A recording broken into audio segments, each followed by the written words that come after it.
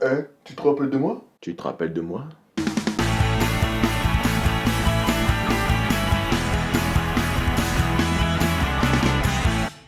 Salut la team Myrmidon, j'espère que vous allez bien. Parce que moi je vais très bien, ok? Je vais très bien. C'est pas la peine de me regarder comme ça. Je sais pas pourquoi tu me regardes. Ne me regarde pas comme ça. Ne me regarde pas comme ça, ok? Aujourd'hui, on va parler d'un truc qui me fait vraiment chier. Les influenceurs, les influenceuses. Et je vais être franc avec toi, c'est pas un sujet qui me fait plaisir. Et je dois le faire pour ma communauté, pour les personnes qui me suivent. Et ceux qui demandent mon avis. Parler de ça m'embête réellement.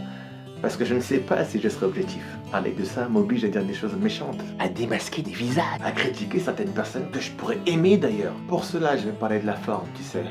Je parlerai du fond dans une prochaine vidéo. Déjà, quand un influenceur commence par « Mes amours, mes amis, mes loulous !» Salut mes lapins. Aujourd'hui, on va parler d'estime de soi. Bah, tu peux comprendre que certaines personnes soient frustrées. Hein. Déjà, je vais commencer par enlever les cadeaux parce que ça fait genre le mec qui offre beaucoup de cadeaux, alors ce n'est pas le cas. Voilà. C'est pas mieux comme ça? Je pense que oui. C'est largement mieux comme ça. Bah oui, parce que finalement, la démarche est plutôt bonne.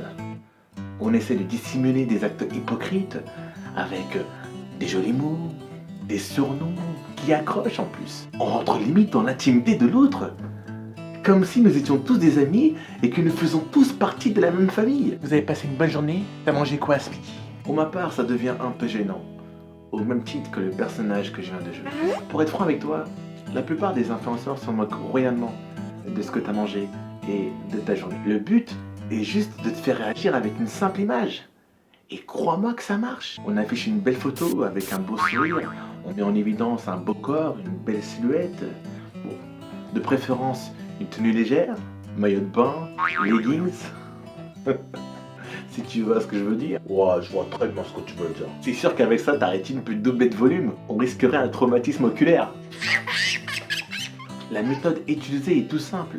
On te vend du rêve et en même temps, on récupère des abonnés, des likes et de l'interaction. D'ailleurs, le mot interaction veut tout dire. Réaction réciproque entre deux personnes ou deux phénomènes. Ces limites sont les bases sur de la manipulation mentale qui consiste à mettre en place une emprise sur autrui pour pouvoir la contrôler. Et souvent, qui ne sont pas dans son intérêt.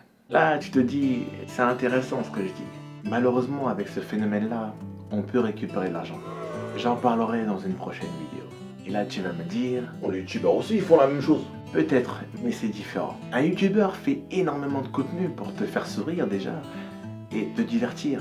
Quand tu prends le cas de Cyprien Normal, et j'en passe, ce sont des très bons youtubeurs. Ils ne cherchent pas à tout prix à te vendre un produit qui pourrait être de la merde. Sauf ceux qui font du placement de produit. Pas comme certains qui te disent que c'est le meilleur produit, qu'il faut absolument l'acheter.